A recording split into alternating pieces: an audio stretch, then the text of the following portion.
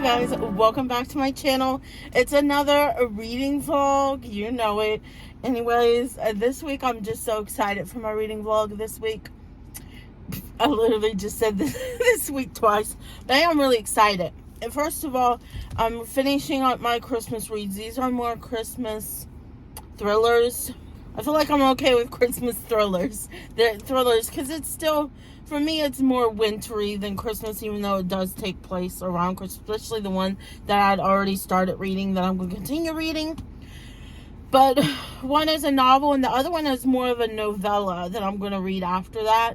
And then after those two Christmas winter thriller reads, there's always somebody barks here when I'm in the middle of doing these books. But anyways, so I'm starting out this week with James Patterson's 19th Christmas. This is part of the Women's Murder Club series from James Patterson. I feel like he's the first one that I ever read that was like a mystery thriller. This was the first one that I ever read in that type of genre. I was reading this back when I was I think a teenager. Was I a teenager? I think I was a teenager when they first started coming out, because they're in the 20s right now. What book order to go into? Like, they're named within their book order. So I'm kind of going out of order here. I remember when I was reading them as a teenager that I made it to like book 7, 8, or 9. And then, I just fell out of reading. And I was at the point where I was like waiting for the books to be released for me to read them. I was caught up that much on the Women's Murder Club. And these, I remember I would read literally as a teenager in one day. I know it took me only one day to read these books. That's how like good the writing is. It sucks you in. I feel like you really care about the characters in these books. So this is a really loved series for me. Even though I haven't read them all, I remember loving every single book that I was reading, having a really good time and enjoying it when I was a teenager reading these. So I don't know if he's still like releasing Women's Murder Club books, but I know they're in the like 20, 22, 23 books or something like that now. But yeah, I am going to start out the reading vlog reading this one. And here I'll read a little excerpt from it. Here it says, if the Women's Murder Club can't be together this Christmas, a killer is to blame. As the holidays approach, Detective Lindsay Boxer and her friends in the Women's Murder Club have much to celebrate. Crime is down, the medical examiner's office is quiet, even the courts are showing some Christmas spirit. And the news cycle is so slow that journalist Cindy Thomas is on an assignment to tell a story about the true meaning of the season for San Francisco. Then a fearsome criminal known as Loman seizes control of the headlines. He's planning a deadly surprise for Christmas morning, and he has commissioned dozens of criminal colleagues to take actions that will mask his plans. All that Lindsay and the SFPD can figure out is that Loman's greed for riches, for bloodshed, for attention is limitless. Solving crimes never happens on schedule, but as this criminal mastermind unleashes credible threats by the hour, the month of December is upended for the Women's Murder Club. Avoiding tragedy is the only holiday miracle they seek. So this is just, I love this series. And of course, you have a detective, Lindsay Boxer, from the SFPD. I believe one of the women, I know one of them is a medical examiner. I feel like another one of the women is works in the court system. And then the last person in the Women's Murder Club is Cindy Thomas, who is a journalist.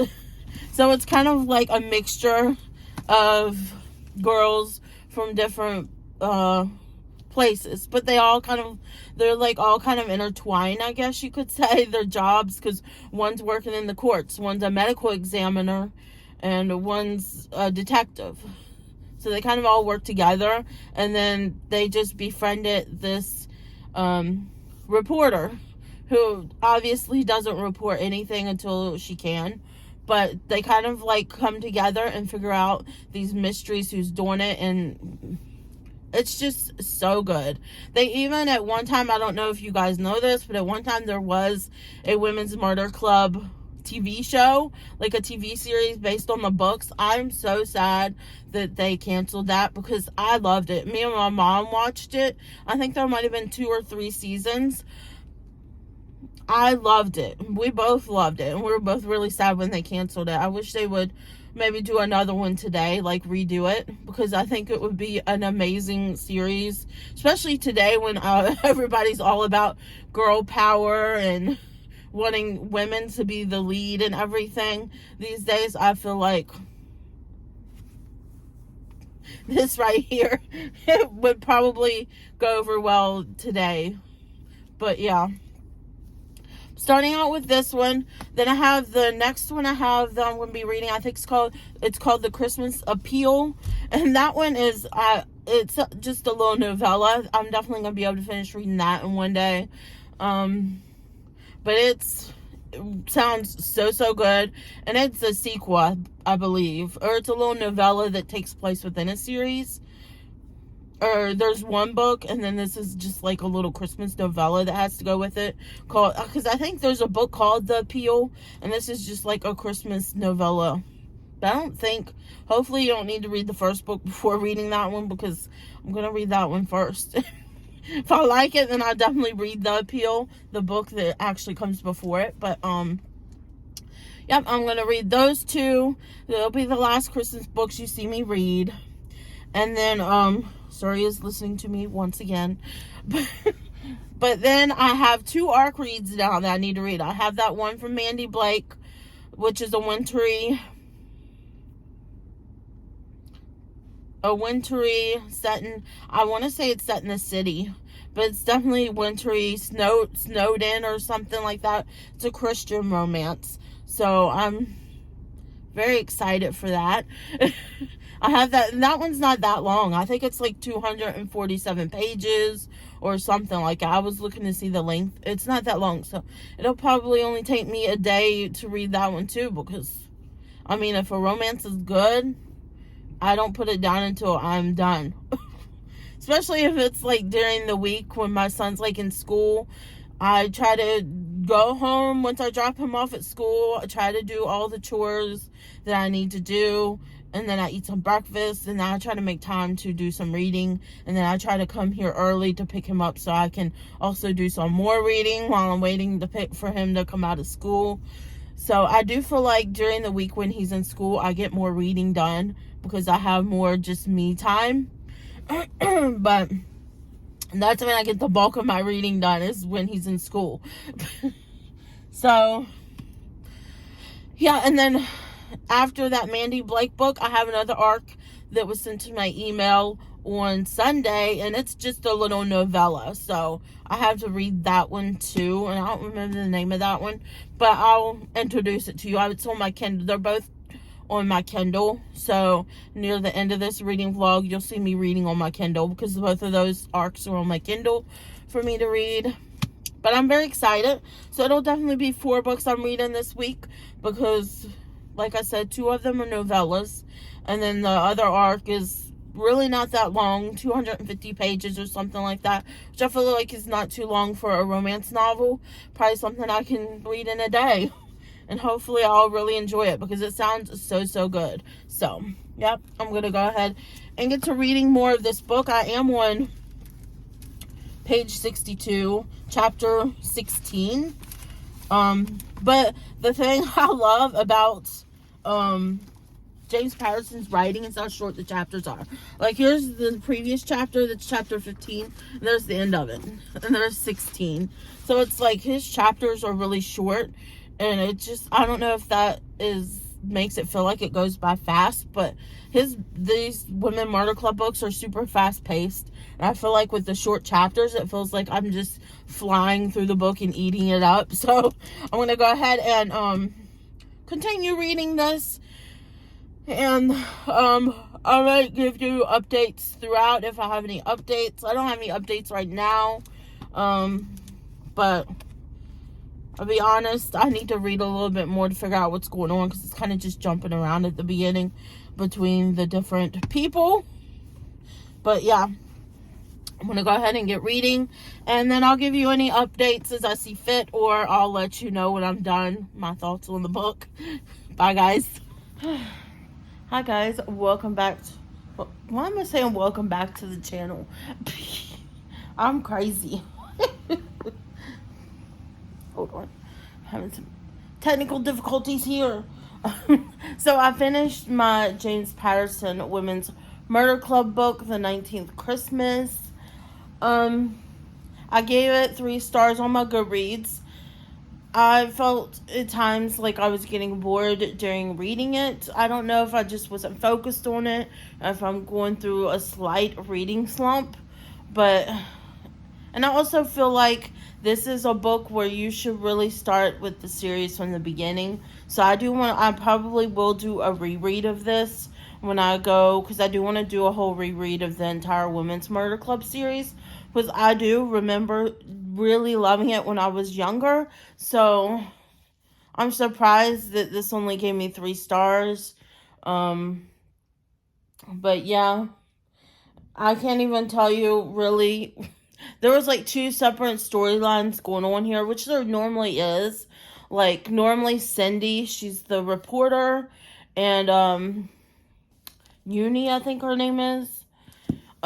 She's the DA that's part of the Women's Club Murder Club group.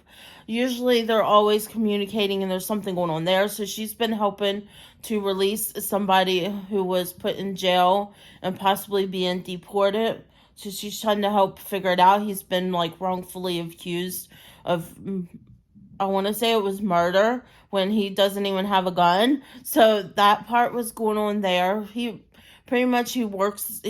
guy works a lot, and he was taking a nap in between jobs in his car, and a gunshot woke him up, and he went to see he got out of his car to see what was going on, and found somebody dead in the streets. And when he looks up, there was 3 guys who was running away. Well, those 3 guys that were running away, because he was scared to call the cops because he's an illegal immigrant. So, of course, he's scared that he's going to get deported if he calls the cops about it. So he just ends up going back to his car and leaving to go to work, because it was time for him to go to work. So, those 3 guys that he's seen fleeing the scene of the crime ends up going to the police and telling them that he was the one that killed the guy. So he ended up getting thrown in jail, even though he doesn't even own a gun. He says, I don't even own a gun or anything. So Cindy, she's an investigative reporter, and she's trying to help free this guy after talking to the guy's wife and everything, and she's been saying that he's innocent and he's just been framed. So there's that going on. And then I feel like the main character of the Women's Murder Club is Lindsay Boxer. She is part of the San Francisco Police Department. She is a investigator and detective. That's what I was trying to think of. She's a detective. So where Cindy and Uni are working on that case with the one guy, she's trying to help her out. Lindsay Boxer is working on some big heist. Is supposed to be going down supposedly on Christmas Day, and it's from this guy named Loman, who's been doing a bunch of robberies and getting away with it, and they can never catch him. So that's pretty much what they're focusing on. And then it's just, in the book, it takes it has 4 or 5 parts, and it counts down the days and Christmas and everything. This felt more, it didn't really feel, there were some Christmas elements, but it feels more like a wintry book than a straight up Christmas book. I really enjoyed reading it. It was pretty fast paced because the chapters are really short with his books. So I think his books are if you're somebody who is busy a lot and wants to get into reading, I feel like his chapters are really short. So if you're busy, it's easy to just pick it up and read a couple chapters, or even 5 chapters, and you can stop because his chapters are normally like a page and a half, sometimes 2 pages. So it's not really long chapters for him. So that's one thing I love about James Patterson. But I do, like I said, I want to start the series over and see if, am I not like, since I only rated this 3 stars, I do want to start the series over from the beginning. So I don't know when I'm going to do that. I don't know if it's going to happen this year. We'll have to wait and see, because there's so many series that I want to read read this year. First of all, I want to reread the whole Harry Potter series. I want to reread the whole Twilight series and do videos on each one. And I want to do videos on each of the books of me reading the book and then watching the movie and my impressions and everything like that. So we'll have to see. I don't know if I'll get around to this series, because I think there's like 25 books or something in this. It's a pretty long series. So we'll have to see if I can incorporate the series this year or not. But now that I'm done with that book, I have moved on to another book, and I've already been reading it too. I started reading it yesterday when I finished the Women's Murder Club book. So I started with this. It's just a little novella called The Christmas Appeal from Janice Hallett. It says international best-selling author of The Appeal. So this is a little novella that does take place after her book, The Appeal, which I do have. I think it's coming to me. I need to go pick it up. I think it's on the hold shelf waiting for me to pick it up. But this one I think came out this year, and I was very interested in it because it says one Christmas play, one dead Santa, everyone's a suspect. So it just sounds so good. Here it says the Christmas season has arrived in Lower Lockwood, and the Fairway players are busy rehearsing their festive holiday production of Jack and the Beanstalk to raise money for a new church roof. But despite the season, goodwill is distinctly lacking among the amateur theater enthusiasts, with petty rivalries and possibly asbestos-filled beanstalk and some perennially absent players behind the scenes. Of course, there's also the matter of the dead body on stage. Who could possibly have had the victim on their naughty list?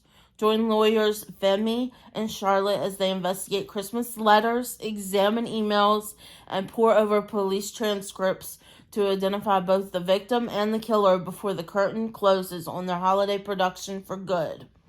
So that just sounds so good. And they're right.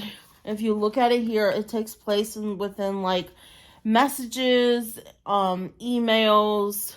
I haven't ran into any police transcripts yet, but I've just started it. I'm only on page 32, and it only has 187 pages. And the dead body hasn't popped up yet. They're just now getting the play together and everything. They did just have somebody complain about the beanstalk they pulled it out of storage and have it on stage at the church. And somebody just sent out an email saying that it smelled like the dog that one of the people has peed on a wall and on the beanstalks. It's a really putrid smell coming from it, and it needs to be cleaned. So I'm like, is it really that he peed on it, or is there a dead body? But on the back of this, it says asbestos-filled beanstalk. So maybe it's asbestos, maybe it's a mold that they're smelling, and that's the smell. But I have been enjoying this one pretty good, actually. So I'm surprised. Well, I'm not surprised, because I absolutely love books that take place just through emails and text messages and stuff. I love that. I love that type of thing in my books. So, and I feel like they read much faster in books that are like that too. So that's one of the main reasons why I put The Appeal also on my list, because I want to read it, because you get to know these characters more in the first book. But I think you can just read this by itself and not have to read the first one first. But I guess we'll see when I go to read the first book. But yep, I'm sure I'm gonna finish that book today. I am gonna be leaving early to go pick up my son, so I can stop by the library, because I'm gonna return all these books. I have some that are due today, so I'm hoping to finish this up before I have to go pick up my son. So I'm going to get back to reading. So that way I can just return it. I can just return it to the library and then not have to worry about having to return anything for at least 30 days. Well, 21 days is how many days you get with your books when you check them out. So, and plus I have a book that's on hold. One book that they put on the hold shelf that if I don't pick it up today, it's going to go back. So, and it's a book I really want to read. So, I have to go today to do that. So, I'm going to go ahead and go and keep reading this book. It is so good. I'll let y'all know what I think of it afterwards, this little novella. And yeah, I'll see you guys when I'm finished it. So hi guys, I finished The Christmas Appeal. I actually finished this one yesterday, and I just didn't update you guys because I finished it while I was waiting. I was trying to finish it so I could return it yesterday while I was returning my other books, but I didn't, so I have to return it today because it was due yesterday. I didn't realize that. I thought it was due today, but it was due yesterday. I think they don't charge late fees anymore for when you're late returning your book. They give you a few extra days to return it. But I did finish reading this yesterday. I really enjoyed it. This was like a really cute, like cozy mystery.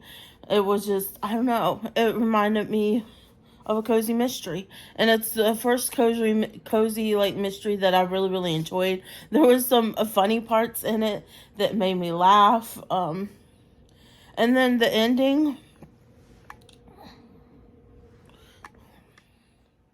Then the ending, I really enjoyed the ending. The twist, there was a little twist in the ending. They made it seem like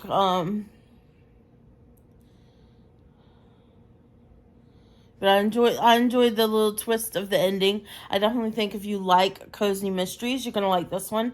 It does have mild language, so if you don't like, I don't remember there being any F words, but there were some other words in there, which I just don't read them, pretty much. Even if I'm skimming over it in my mind, I skip over the bad words. But it was mild language. It wasn't too bad. I could finish the book. I did already put on The Appeal, the first book in this, to pick up at my library. So hopefully they'll put it on the hold shelf for me today. So when I looked at it yesterday, it said it was in transit to our library. So hopefully that means I'll get it today on the hold shelf. So when I take this back, I can pick up the first book because I think I'm going to like it. You can definitely tell it's a UK author because of the language in it and stuff too. Like instead of, they were talking about the dog peeing on the beanstalk and the wall. Instead of peeing, they said wee. The dog weed on the beanstalk. But yeah, this was just a really good cozy mystery. I really enjoyed the fact that it was told through emails and text messages and police reports. I really enjoyed that part of it. So yeah, I really enjoyed it. I'm moving on now to my ARC reads, which the first one I'm reading is called, and I'll put it because it is on my Kindle. It's on my Kindle right here. I will put, instead of my Kindle, you're gonna see the cover of the book because my Kindle is an older Kindle. It's not the newer generation where you can choose to have like the book as your background. Mine has the ads on it. But my brother gave me his old one when he got a new one, so that's the one I use. But I'm reading the ARC that Mandy Blake sent me of her upcoming book, A Love in the Storm. I believe it's already available in paperback. It's just, it comes out the 17th on ebook and Kindle. So I brought it up on my Goodreads so I could read the synopsis for you. It says, it's his duty to protect others, but what if he can't protect his heart? Lyric has been sober for years now, but nothing about picking herself up from rock bottom has been easy. She's behind on bills and on the verge of getting evicted. When a snowstorm sneaks up, Lyric gets stranded along with handsome Asa Scott, the same police officer who once arrested her. Asa isn't complaining about being stranded with the beautiful Lyric. The kind woman tending his wounds after a wreck in the storm is the first to make him think he can move on after his wife's death. But he doesn't recall arresting her 10 years ago, and finding out the truth makes him question everything he thought he knew about her. When Lyric needs his help after they're rescued, Asa treads carefully. Helping her is fine, letting her into his life and trusting her is near his son is another story. Despite his fears, Asa can't fight the way he feels about the resilient woman who helped him. But when it looks like Lyric has fallen back into her old ways, will Asa trust the evidence or believe the woman he's falling for and fight to clear her name? So how freaking amazing does that sound? That sounds like such a good book. And you know what? I'm thoroughly enjoying it right now. I'm on, not wanting to, but I think I'm on like chapter 5 or 6 right now. And I'm at the part where they are stranded at the cabin. She was cleaning it starts out with her cleaning the cabin, and she gets a call from a friend saying that she's probably going to have to stay there because there's a storm coming, and it looks like it's going to be a bad one where it's going to be a lot of snow, and she's going to be stuck, and she's pretty much in the middle of nowhere. She cleans cabins as part of her job. She cleans people's rentals and stuff like that. They're rental cabins, apparently pretty big ones, the way it's described. But she does that, and then she works at a thrift store too. So she's cleaning the cabins, and she's almost, when her friend calls her, she's almost done. And she says she's getting ready to leave and to go back home. And her friend says you might want to just stay there because the storm is pretty bad. And she might not be able to get to town in the storm. But she's like, no, I need to try to go. She thinks I need to try to go because, she has been arrested before for being drunk. She goes to AA and everything like that. So she has a past, and she doesn't want to seem like a flake. So she said, no, I gotta go. I have to work tomorrow at the thrift store. And she said she just got the job there 2 weeks ago, and she doesn't want to seem like she's a flake or that they can't trust her, because she feels like nobody trusts her after they find out about her backstory in her life, even though she's been sober. I think she said for like 4 or 5 years now she's been sober and everything. But yeah, so I'm at the part she goes to leave, and then she finds out, oh, I'm not going to be able to go anywhere. So she turns around and goes back in the house, and she starts worrying about what she's going to do and everything. And then she hears this loud noise. So she goes outside, and she takes the shovel with her to shovel out, because it looks like a tree had fallen, and she sees that there's a truck there that looks like crashed. So she goes out there and she saves him. She shovels out of the driveway and makes her way to his truck, gets him out of the truck and everything, and takes him back into the house and tends to his wounds. He has like a cut on his head. So she tends to his wounds and stuff, and they're still in the cabin right now. And he's starting to, like, she didn't remember who he was at first, that he was the cop that arrested her, but she remembers eventually, and he doesn't remember her. She doesn't want to look at him too much because she's afraid that he's going to recognize her, but he still hasn't recognized her. I'm wondering when he's going to find out, like, her whole backstory and everything.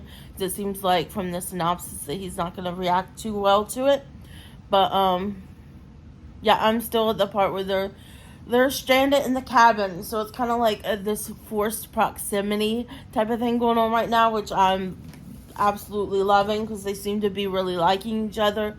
It's just so cute. I love this story so far. The writing is so good. It's one of those books that when I'm putting it down, I'm thinking about it and wanting to read it, and I'm really having to force myself to put it down to do things I need. So yeah, I'm really enjoying the story so far. I'll try to get maybe some clips of me reading it when I read it in a little bit. Right now I'm going to eat my breakfast, and then I need to do my daily devotional and my Bible, and then I might do some more reading on my Kindle, and if I do some more reading on my book, I'll try to get a little bit of a clip of me reading it just to insert into the vlog, because right now it's been so cute. I've already teared up at one part where she was asking him to pray because she was scared of the storm and scared of everything, and he was praying for her, and he even prayed for her. And it was just, I took a little picture of that page because I'm probably going to put that as like one of my favorite quotes, because I loved it. It already made me tear up because she was talking about how it made her tear up that he was praying for her. So, yeah. I'm going to go ahead and go now, and I will probably insert a little clip right here of me reading it. And then once I finish reading the book, I'll give you my overall thoughts. But right now, I am loving it.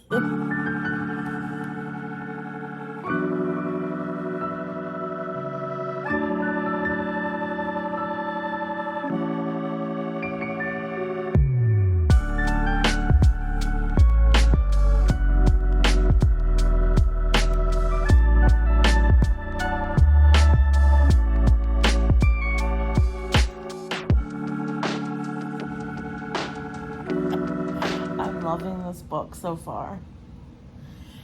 I think I'm going to quit here, and I'll maybe do a little bit more recording when I read more when I go to pick up my son. But it's so good. He still hasn't. I'm on chapter 10. I'm on chapter 10 now, 24% of the way through the book. She hasn't told him about her past, even though she knows a little bit about his past. She knows now that his wife passed away with cancer. He's a single dad with his son who's 10 years old, and his mom helps him out with the son while he's working. So she knows a little bit about his past and what's going on, but he still doesn't know about her past. So I'm nervous for how that's going to go when he finds out more about her past. So we'll see. I'm going to do some more reading when I go pick up my son. That's usually when I do most of my reading, is when I go to pick up my son from school. I usually go a little bit early because I like to just relax in the car, and I'll put on one of these YouTube ambiance videos that have like some jazz music or rain or fire crackling in the background, and read my book because it's just so cozy, and I don't know, I love it. So I'm gonna go for now, and maybe I'll film a little bit of me reading at my son's school. Hi guys, it's the next day. I'm still reading Love in the Storm by Mandy Blake. It says I have 1 hour and 36 minutes left in the book on the bottom of the page. So I am going to do some reading. I'm going to, I think, set you guys up here so I can do some reading on camera for you. So yeah, I'm on chapter 32, just for reference. And it says that I'm 78% through the book and have an hour and 36 minutes left of the book. So I thought I would just do some reading on camera right now. So far, this book is so good. So good. Like I was telling you, he's a police officer. There was a snowstorm. She's a recovering alcoholic who's in AA, and she's been sober now for, I think she said 5 or 6 years. She cleans cabins, and she works at a thrift store also. And he was driving home and trying to get home to his son and his mom, and that's when the storm, it turned into like blizzard conditions, it sounds like, because there's a tree that went down on the road in front of him, and he ended up crashing his car right in front of the cabin the rental cabin that she was cleaning, and she heard it, and she went outside and she rescued him. He had like a cut on his head, so she helped him get inside the cabin and cleaned his wound up and put some gauze on it and patched him up. And they proceeded to just spend time together in the cabin until somebody from the station could make it out their way to get them. In the meantime, he called the owner of the cabin and let them know, which of course he already knew the owner of the cabin. So she was like, "It's cool." He said that she said that the people that were supposed to stay in the cabin already canceled their stay because of the weather, and he offered to pay for a whole week in the cabin so they could stay there. Luckily, Lyric is her name, and his name is Asa. It's ASA, so I'm going to say it's Asa. So Lyric, luckily, had just bought groceries for the cabin. She stocks along with cleaning them, she stocks the rental cabins with groceries, so anybody who stays there has like food already in the pantry and the fridge and everything so they can eat. So they were stuck there, I think, for like a day. The next day, they ended up losing power, and they had to hook up the generator to the refrigerator to keep the food from spoiling. But I think they were stuck there for like 2 days, and they decided that they're going to try and talk outside of the cabins. He's going to get her number, and they're going to try to talk outside of the cabins. And she finally tells him, like the whole time, she remembers him because he was, the first time she ever got arrested, he was the arresting officer. And he fought in court for her to have a second chance so she wouldn't go to jail. Instead of going to jail, she did community service. And she says that she wished that that was the moment when her life turned around. But it wasn't. Things just got worse. She kept falling in with the bad crowd. And she did a lot of drinking, and it just, she hit rock bottom. She was telling him the story. When she was telling him about it, she finally, when he was talking about wanting to talk outside the cabins because they had finally kissed and they liked each other and they wanted to try and have a relationship outside the cabin, that's when she finally decided to tell him about her story. And she was telling him about it and how she hit rock bottom before she started to get sober. She said she almost died. And that's the way, I feel like that's the way it is with most addicts. It takes something like that to really make them realize. So she started going to AA meetings, and she started going to church and finding God, and everything. And he was shocked. He wasn't sure because he's a single dad. He has a son to think of too. So he wasn't sure whether he wanted to bring her, after hearing that, wanted to bring her into his son's life. Like, what if she relapsed again and it affected his son, not just him? So he still gave her his number. He still wanted to talk, but he's like, he has to think about that and everything and his son. So they leave the cabins. They both leave the cabins.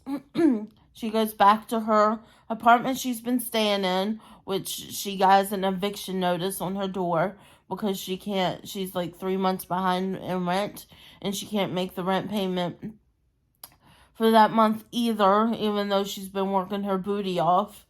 And she kind of just feels like she can't catch a break, you know? She feels like I've been sober for 5 years, and I still feel like I haven't gotten anywhere. I still feel like I'm in this hole, and she's been praying to God and everything, and nothing's been happening. But, and here, Asha's been calling her while she's at her apartment. I know I'm making this like really long talking to you about this. But anyways, they get out of the cabins and she's dealing with the eviction notice. She has a neighbor who's a friend who is also an addict, but she's only 6 months sober. And she said she already has a few people staying with her. And And she still offers her and says if she can't pay the rent and they can't figure it out, then and she can't find another place to live, that she can live with her friend and everything. And she thanks her friend and all that. And she's just been ignoring his texts and his calls. She hasn't called him at all. I guess just the look on his face after she told him her story made her second guess whether or not she wanted to get involved with him, because he seemed like he wasn't sure about her after hearing about her backstory, especially since he's a single dad and he has a son to think about. But eventually they bump into each other in town. He's picking up a coffee, and she happens to be at the place, and he overhears her telling somebody else that she needs to find a place to live. She's looking for a place to rent, and he asks, of course he knows everybody, so he asks that person about it, and she tells him that she needs a place to stay. I don't remember if she told him that she had been evicted. I know she eventually tells him that she's been evicted and she needs a place to stay. And Asa ends up going home and talking to his mom, and his mom has an extra room at her house. So he asks, without even asking his mom if she can stay. His mom offers it. He says, yep, she can stay here. I have an extra spare room. If she needs time to get up on her feet, that she can stay with her. In the meantime, while she saves up money so she can get her own place. She's not even going to charge her room and board or anything. Just let her stay there while she saves money, which is literally the sweetest thing. She's like, he has the best family and everything. He ends up calling her, and they meet up, and he tells her about it and everything. So she ends up moving into his mom's house. They end up getting closer then, and here I'm at the point where he was at a call chasing after this criminal, and he got shot. So he's in the hospital. He had to have surgery.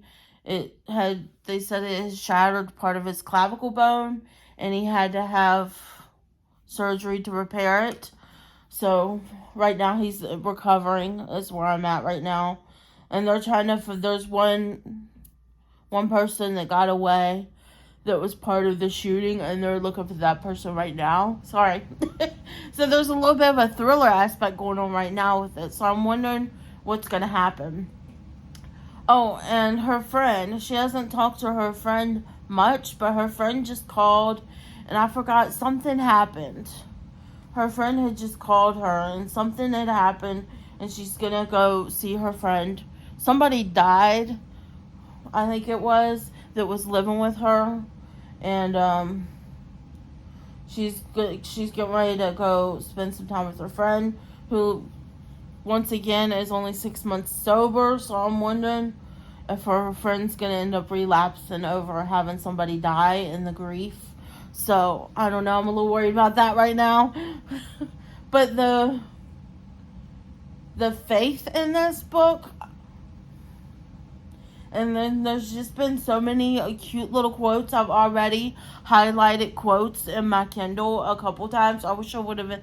There was another one when I was reading the beginning of the book, a quote I wish I would have highlighted, but I didn't.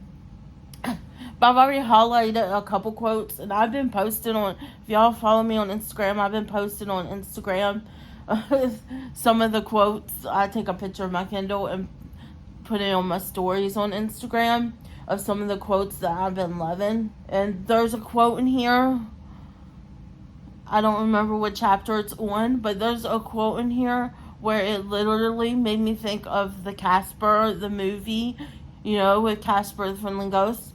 When he turns human and when he's dancing with Kat on the dance floor, and she's just like looking at him, and then he says to her, "Can I keep you?"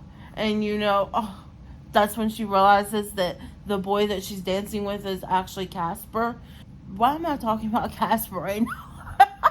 But that quote just made me think of Casper, and when he said, "Can I keep you?" So it was just like, oh, I don't know. I just loved it. That just gave me so much smile and giddiness, and I was like screaming, like, yes, oh my God, that's so sweet.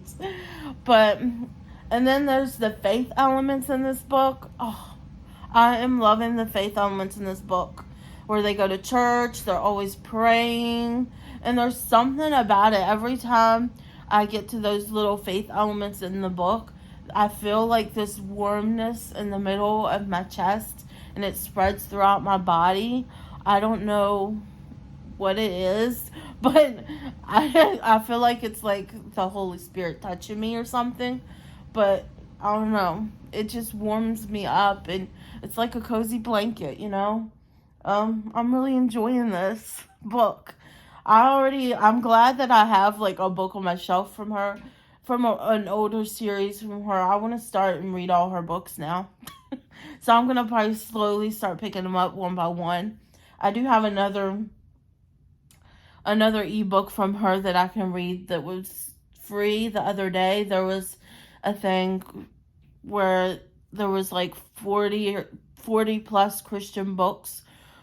Christian romance novels were for free, and Mandy Blake had a novel there, so I have picked it up. So I cannot wait to read it. It's her Small Town Cowboy series, the first book in that one. So I'm very excited for that, because I think that could be like an alternative. Like if people want to read something that's similar to Elsie Silver's hyped up Chestnut Springs series that everybody's talking about, they can read these like Christian romance cowboy series from Mandy Blake instead, and be just as good, if not better, than Elsie Silver's, and cleaner. So, and I'm sure it's going to have the faith element that this book has too.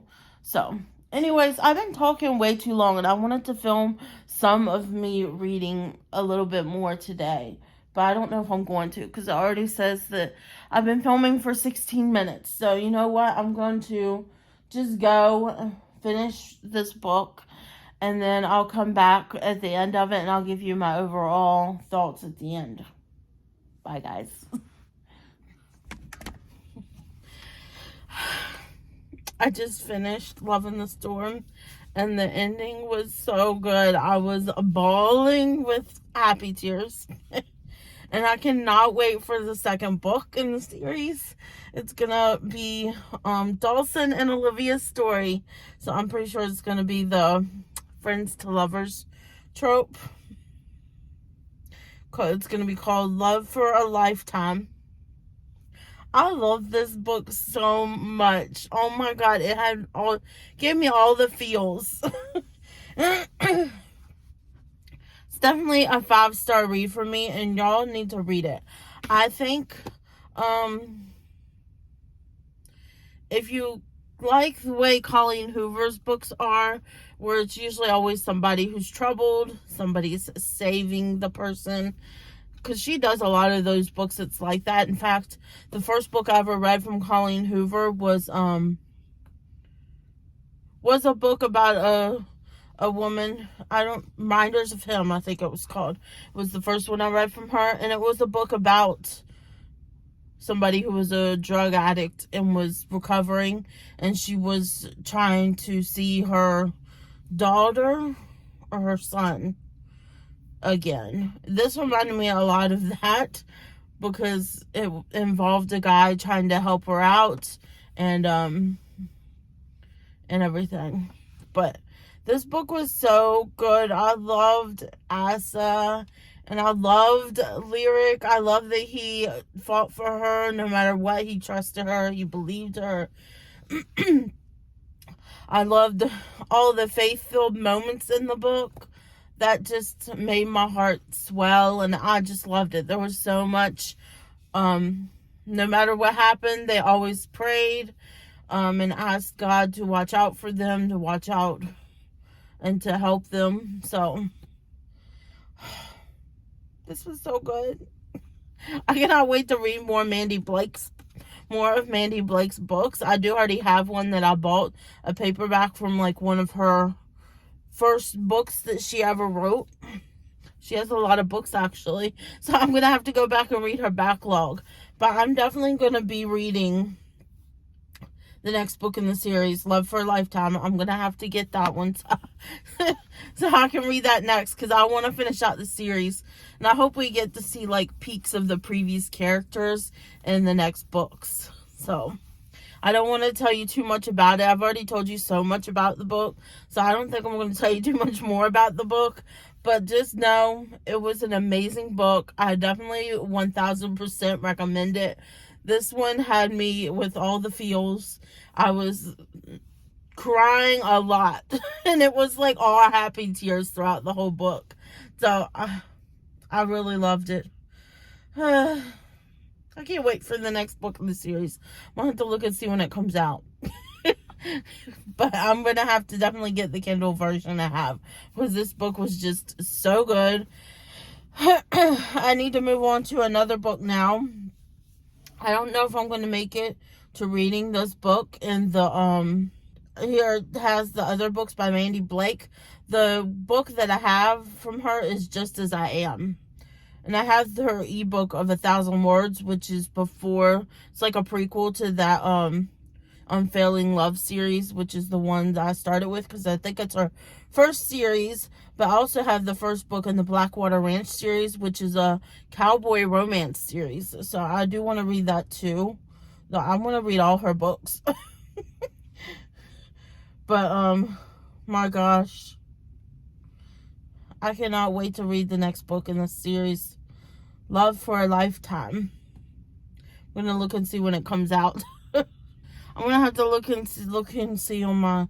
Oh no, I need to charge my Kindle too. I only have 28% left in my Kindle, but I'm gonna have to look and see, because there's another ARC read I have that I need to read. But this is only like, the next one I have to read is only a novella, so it shouldn't really take me that long. I wanted to look and see how many hours it says it's gonna take for me to read the book, so I can see if maybe I can finish it by tomorrow morning. Because tomorrow I want to post this video up so I can have my review up for the Love in the Storm book by Mandy Blake. I'm also gonna take tonight and write down all my thoughts in my reading. I have a reading journal, so I'm gonna put it in my reading journal, write down all my thoughts, my favorite quotes and everything, get everything together so I can do some written reviews for Goodreads, for Amazon. I'm gonna do one for my Instagram too. And then I'll have this YouTube video, of course, that has the reviews on it and a little bit about the book. But this has been one of my favorite books I've read recently.